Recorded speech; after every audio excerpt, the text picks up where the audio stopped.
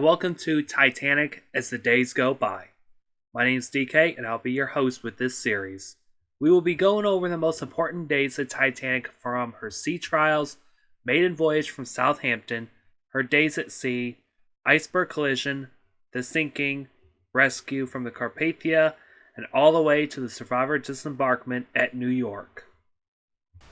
It would be on this day, 114 years ago, Titanic experienced her first full day in the open and wide Atlantic Ocean. The ship covered 484 miles by noon, with calm weather since passing Daunt's Rock the day before to mark the beginning of her voyage.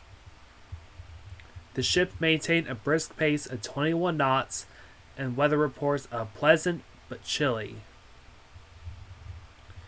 Passengers will enjoy their time on the ship by walking on the promenades, reading books in the library, taking the opportunity to utilize the ship's facilities.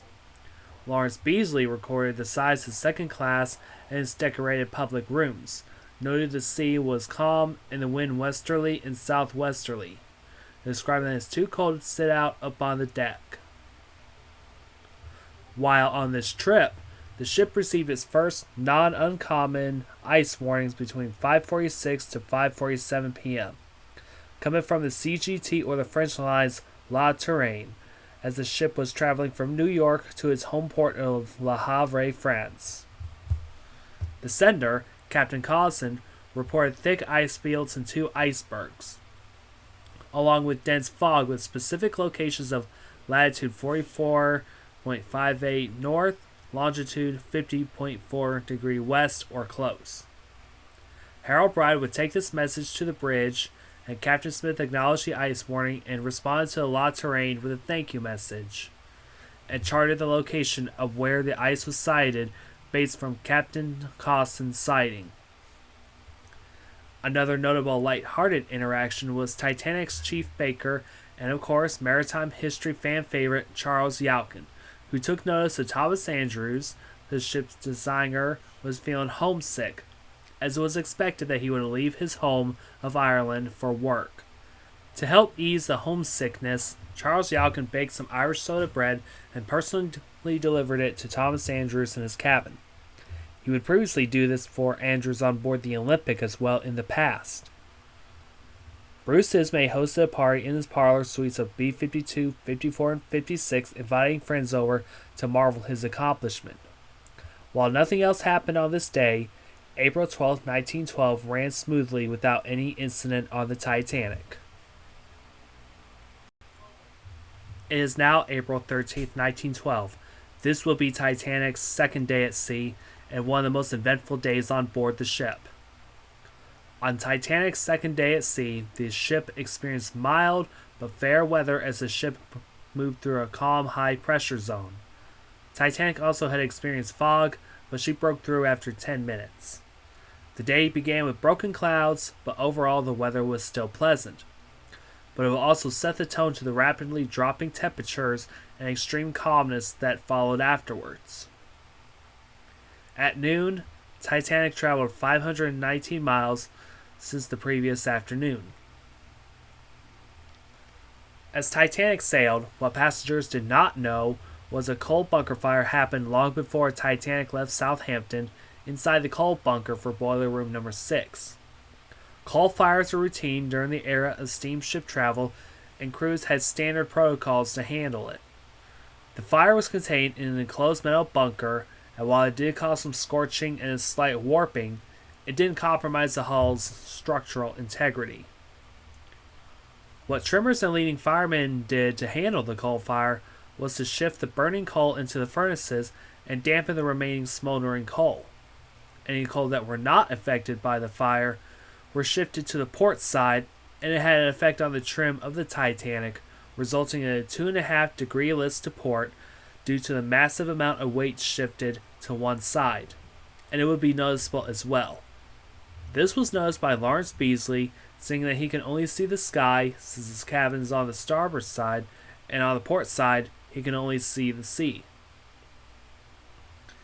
It was also on the same night, and would be very unlucky for Jack Phillips, as he was sending a batch of messages. The machine went silent. No signals could be sent or received. It is unknown to whom the Titanic was talking to at the time when the machine went down. Per Marconi regulations, Jack Phillips cannot touch or take apart the machine, but switch over to the emergency set and wait until a certified technician board the ship to sort out the issue. The emergency set only has a 50-mile range, while the main machine has 250 miles during the day, and given the perfect atmospheric conditions, this could be extended to over 1,000 to 2,000 miles at night. Ignoring protocol, Jack Phillips woke Harold Bride up and immediately got to work on tearing down the machine and what happened to the system. A short circuit in a transformer. It was likely a wire burned through, grounding the primary transmitter. While they did ignore protocol, they managed to fix the Marconi system, but at a price. During the time the machine went down, they received a backlog of messages, and had they not repaired this machine, there would have been severe consequences and severe repercussions. It is now Sunday, April 14, 1912, the pre-encounter what things were about to come. It would be 114 years ago that today would be one of the most important days of what's about to come in maritime history. Earlier that morning, the wireless system was brought back online, and as previously mentioned, a burned wire grounded the primary transmitter, thus causing a short circuit in the transformer. Harold Bride recorded saying that he and Phillips had their fair share of trouble, that they worked for 6 hours trying to get the machine cleaned up and taped up. They received a backlog of messages, most likely all the way to New York.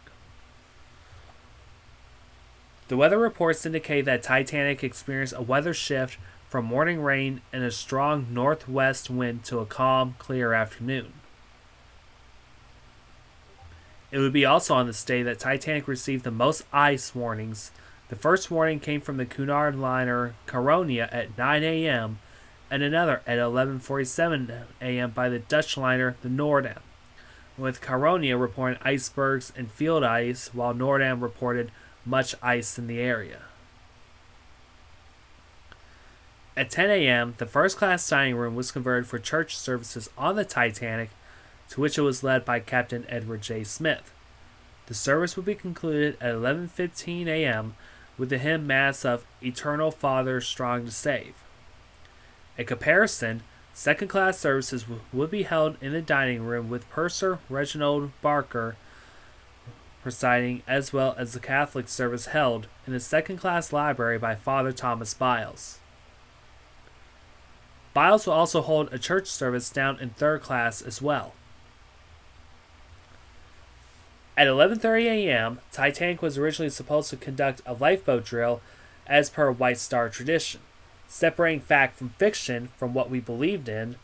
What we used to believe and acceptable was Captain Smith canceling it due to Sunday services, or he didn't feel the need of stopping a ship in the middle of the North Atlantic with new engines not properly broken in yet. However, a testimony of one of the Titanic's 6 lookouts shed some light on why the lifeboat drill was canceled. Archie Jewell is one of the 6 lookouts to the RMS Titanic, and in his testimony, days after the sinking and when interviewed by the British Wreck Commissioner's inquiry, he stated there was a strong wind on that day. As mentioned in the weather report, Titanic on this day went through a shift in weather, with winds blowing northwest. No one can imagine lowering a lifeboat filled with people and high winds blowing, as it can create a very dangerous situation. Captain Smith disclosed the cancellation of the lifeboat drill to a few bridge officers and close crew members, but it wasn't told to all crew members. At noon, Titanic started encountering bitterly cold, calm, and clear weather, following a cold front with temperatures dropping from near 50 in the morning to freezing by nighttime. The ship also covered 546 to 549 nautical miles, being the best result, still maintaining her speed of 21 knots. At 1:42 p.m., Captain Smith received a telegram from the SS Baltic saying there's icebergs and large quantities of field ice. This would be returned to the bridge in the chart room instantly as Mr. Ismay took the message to show it off to the passengers. As the dinner bugle called, another notable event also happened that resulted in an injury. Irene Harris, traveling with her husband Henry B. Harris, were traveling as first-class passengers together.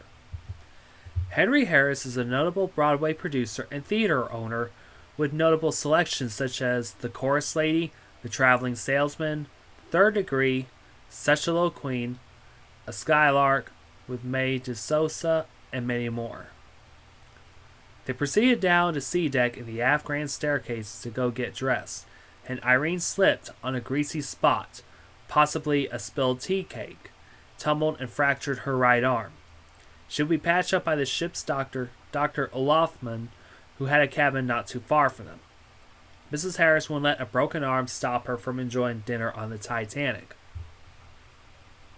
During dinner, first-class passengers would enjoy their scrumptious meal, and in the reception room, passengers were also enjoying Titanic's band led by bandmaster Wallace Hartley. At 5 p.m., Titanic turned at a location called The Corner, locating at 42 degrees north and 47 degrees west. Captain Smith would change course 50 minutes later, leading Titanic into an ice field, thus turning from south of 62 to south 86 degrees west, heading north-south 71 degrees west. And that was the last time Titanic ever saw daylight.